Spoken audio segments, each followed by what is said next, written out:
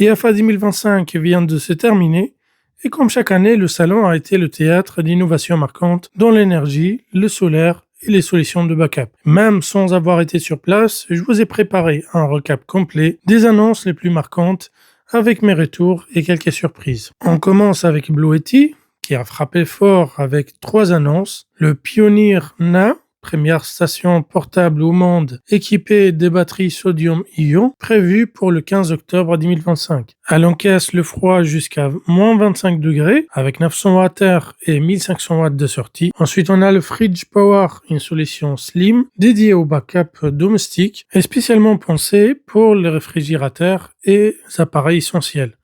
Disponible le 4 novembre 2025. Et enfin, le RV Solar 48 volts System, c'est un kit plug and play destiné aux camping-cars, vannes, bateaux, qui sera dispo à partir du 30 septembre 2025. Sans oublier l'Apex 300 déjà disponible, que j'ai reçu et que je suis en train de tester pour une prochaine vidéo. Du côté des Endure, on a découvert l'extension du système Zen plus Home avec le HRMS. On va avoir une intégration de Tesla, des voitures électriques et des pompes à chaleur. Grâce à cette gestionnaire d'énergie qui est boostée à l'IA, d'ailleurs on va avoir une mise à jour prochainement, je pense d'ici la fin d'année, qui va permettre de gérer tous ces appareils directement dans le même espace. Ce qui va permettre jusqu'à 42% d'optimisation en fonction du prix de l'électricité et de la météo. Autre nouveauté marquante, le e-Cargo, un vélo cargo électrique qui intègre directement les batteries ABD1000, à peu près, c'est ABD1000E, qui sera fonctionnel avec les Hyper, les SolarFlow.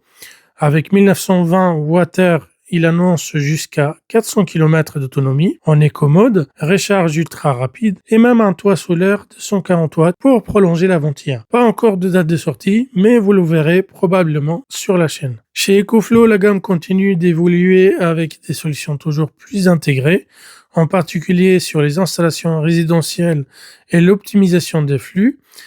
Solix de son côté a profité du salon pour renforcer sa présence en Europe avec des solutions orientées maison et balcon, confirmant qu'il compte bien rester un acteur majeur du solaire plug and play. L'autre annonce qui fait parler, c'est l'entrée en force de DJI sur le marché des stations électriques portables. Déjà connue pour ses drones et caméras, la marque élargit son champ avec les DJI Power 1000 avec 1024 Wh et 1600 watts de sortie continue. Ils sont aussi en train de préparer un modèle spécifique plug and play pour les installations solaires plug and play. C'était une vraie alternative qui montre que DJI ne vient pas juste pour tester le marché, mais veut vraiment s'y installer. Enfin, il faut parler de Marstech qui continue de monter en puissance. Leur concept plug-in Wirelight simplifie le câblage des solutions résidentielles.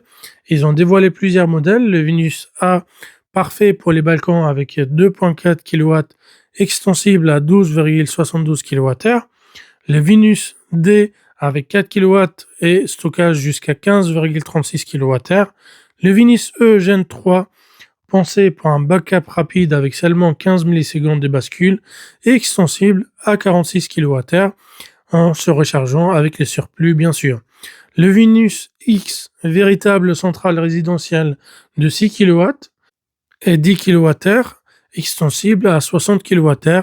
Marstech se positionne clairement comme un concurrent sérieux pour rendre le solaire résidentiel plus simple et accessible. Un autre acteur a retenu l'attention, Alpowers, aussi connu sous le nom Powizer. Ils ont présenté l'Ultra 12K, un système triphasé de 12 kW ou monophasé, extensible jusqu'à 36 kW avec stockage modulaire et gestion intelligente via l'application. L'installation est plug and play avec une protection IP54, un mode UPS, de quoi rivaliser avec les solutions haut de gamme de Blue Yeti, EcoFlow, Zendure et Anker. Mais Powizer vise aussi un public plus large avec sa gamme Volt X, des solutions haute capacité mais accessibles, pensées pour démocratiser l'autonomie énergétique. C'est encore jeune, mais clairement une marque à surveiller. En résumé, IFA 2025 a confirmé que le stockage et le solaire plug and play sont en pleine explosion, que ce soit Blue Yeti et Zendure poussent leur écosystème toujours plus loin, EcoFlow et Anker consolident leur présence et on voit arriver de nouveaux challengers comme DJI, Marstech, Powizer et Jacari également qu'on n'a pas citées. Et si vous voulez mon avis, ça ne fait que commencer. D'ailleurs, au-delà de l'énergie, il y a eu plein d'innovations marquantes côté tech et maisons connectées. Je prépare une vidéo dédiée aux nouveautés tech de l'IFA 2025 qui sort très bientôt. En attendant, je vous prépare aussi une vidéo complète sur l'Apex 300 que je viens de recevoir il y a pas longtemps. Alors abonnez-vous si ce n'est pas déjà fait pour ne rien manquer de mes prochains tests et je vous dis merci d'avoir regardé jusqu'à maintenant. À très bientôt sur Hands on Test.